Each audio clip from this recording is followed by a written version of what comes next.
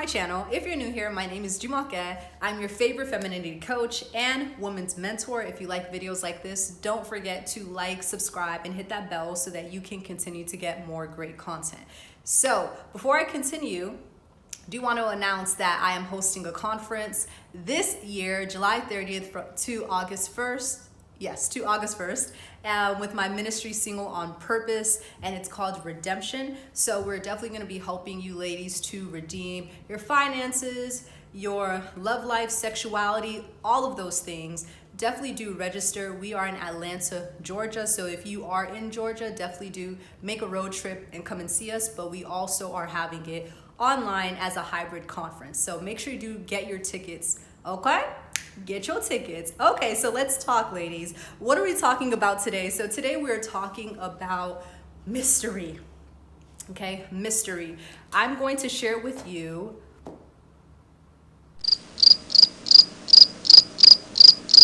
5 things that you as a feminine woman should never share with someone that you just met or someone you don't know that well. Okay, so this goes into friendships, but also relationships. On this channel, you'll find out really quickly that I'm someone who reverences marriage very highly. I have a high reverence to marriage, and I do think that any type of courting or dating should lead to marriage. I don't believe in serial dating. I believe in positioning yourself as a wife. So even when you do meet a man for the first time and you're interested in him, I do think it's very wise to keep things platonic until he makes his intentions known to you. That is this going towards marriage or not, because you don't want to be wasting your time. Okay, so we'll talk more about wife strategies. If you guys want to hear more about that type of content, make sure you do leave a comment, but that's just general wisdom. As a woman who is single that wants to be married, I think you should just, be platonic. But now with being platonic, ladies, it is really important to master mystery. So you may hear this around femininity circles, but it is actually biblical. Okay, I think what is being said is that there should be a level of discretion. As a feminine woman, it is wise to be discreet. The Bible talks about discretion. Even Queen Esther did not even reveal her identity until it was the proper time. She didn't reveal her nationality, rather, or her ethnicity. She waited until the right timing to reveal it. Now, we don't have to be that extreme that if someone asks you, hey, where do you work? Like, what do you accomplish? Like, we don't have to do that, like, we don't have to do that. Like, oh, I like your name. Like, where's it from? What do you accomplish? Like, we don't have to be weird, but I do think that there has to be a level of discretion that we have to maintain in order to manage our interpersonal relationships. Because I make this analogy that when someone comes to your property for the first time, they should not have direct access to your bedroom. Because what ends up happening is, if over time that person shows to be untrustworthy and they begin to steal things or destroy things in your house and you get mad at them, but we're gonna look at you like you're the person who let that person in without, just letting the relationship, unfold naturally over time.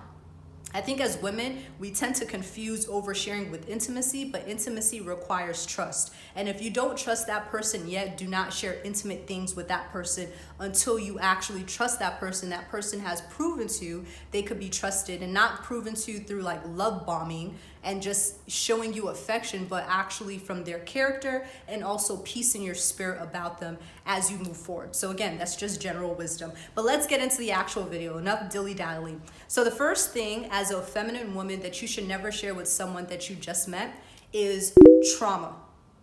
This is really important because I see so many women, they make this mistake again. They meet a man. I don't know if you want the man to save you or whatnot, and within a few days, they have literally told this man everything. You don't know them. Vetting is so important as a feminine woman, which I won't get into in this video, but don't overshare. Like, that's not gonna make you all closer, and a man doesn't owe you anything if he doesn't reciprocate it, because you have to understand boundaries. But when it comes to trauma, especially past trauma, if this is something that you have not dealt with yet, that you have not healed from, if you're a believer, if you have not even really talked about it in depth with the Lord or with your community, right, with your covenant friends, there is no reason that you should be telling someone, friend, guy, whoever, that you just met your past traumas. That is very unfeminine. It sounds like a cry for help. It's just something that I think should be worked out with the Lord, with community, or with therapists. It should only be shared if it's a testimony, or if it is something that is, like I said, like you've overcome, right? And which is still part of a testimony. So yeah, don't share trauma with someone you just met. Don't do that. Next is mistakes. Now hear me out. I'm not talking about this in a way of perfectionism and image management, but it goes back to the first point of, have you overcome this mistake? Have you received revelation from this mistake? Is this mistake a testimony? Is it relevant to talk about at this very moment? Or are you trying to share in a way to, again, as like a reflex to trauma, to make it seem as if you're humble? No, you don't owe anyone that. You don't owe anyone that. I do think, again, people should share their past mistakes when they've overcome it and when it is a testimony to other people. But if you're still in the thick of it, don't share. No one needs to know how many failed relationships you've been in as when they first meet you. No one needs to know everything you did. We don't need to know that when we first meet you. Again, it sounds like a cry for help. The next thing that you do not want to share is your sexuality. And when I say sexuality, I'm not even talking about orientation. I'm talking about like your past sexual experiences. You do not want to share this too soon. And it's a bit awkward because, again, sex is something that is intimate and it should be sacred, and it's just a bit off. Especially if you're talking about this to a man that you just met, it knocks you out of position as a wife, and it puts you in a position as something that I could just hook up with at the moment, but not someone who I necessarily have to commit to. I think when it comes to your sexual experiences and things like that, I think if it comes to someone of the opposite sex, I think you shouldn't share that until, again, something is firmly established and you're heading towards the direction of marriage. And then even with that, still use wisdom. But even with women, like one of my friends said that they were at a party and a girl was just talking to her and her friends so casually about, oh, yeah, this is what I like to do in bed, and these are the toys I have. They were just like, girl, we don't know you. Like, it was extremely awkward. They actually laughed at her, not at her face, but it was just a very awkward thing. Like, why are you telling people that you don't know about what you do sexually? Again, it's very, very unfeminine. I know some women say like, oh, it's liberation. It's not liberation. It's just you're not being discreet. Again, like, it's okay. I think as a feminine woman, I do think certain things like sex appeal and just knowing how to carry yourself with confidence and things like that, even like understanding your sexuality, I do think that's a part of femininity, but I don't think it needs to be shared with everyone, especially people you just met or people that you're not close to, okay? So the next thing that you should not share, all right, are your accolades. And I know you're probably like, but I'm proud of these things. Why should I not share with someone I just met? You don't want to sit here and share all of your accolades and everything you've accomplished and start listing out a list of everything that you've done, because it can come off pretty pretentious. And yes, there'll be some people that are like, wow, I'm so impressed. But again, it's like, why? Because it makes it seem as if you think your value is in your work and in your accolades. Like, you need to show someone all of the stuff that you do to prove that you are a valuable woman, instead of walking in your value, in your femininity. People should see your value without you constantly speaking it.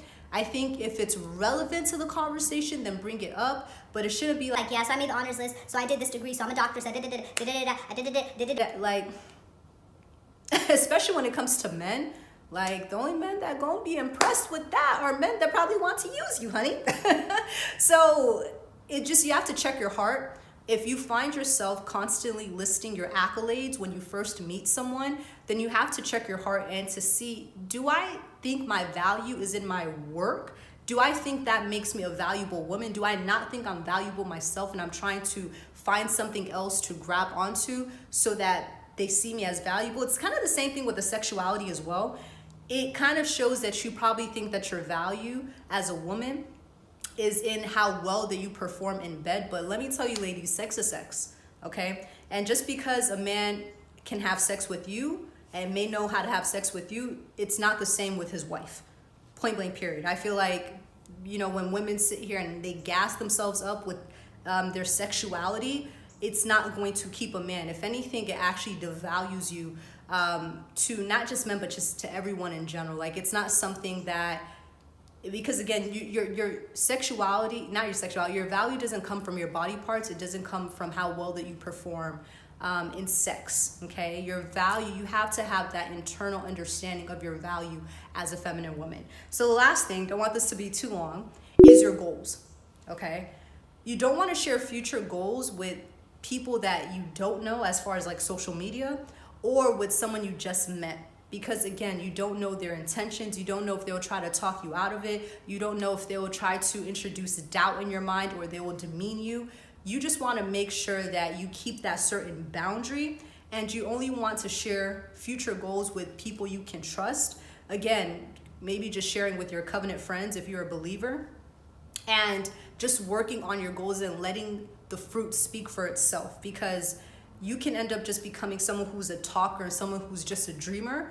But you want to, again, wait till certain things pass and then reveal them. So yes, that's all I have to say about this topic, about being a mysterious woman, being a mysterious feminine woman, being a discreet feminine woman. Let me know what you think of this video in the comment section. Do you have any other things that you personally wouldn't share with someone when you first meet them? Do share, because we do like engaging conversations in the space, so definitely do share. And also, if you are a woman that wants to level up in your femininity journey, you want to have that confidence to be that beautiful woman that you're called to be inside and out, then definitely do schedule a femininity call with me, and don't forget to sign up for our conference. So that's all I have to say today. So see you guys later. Bye.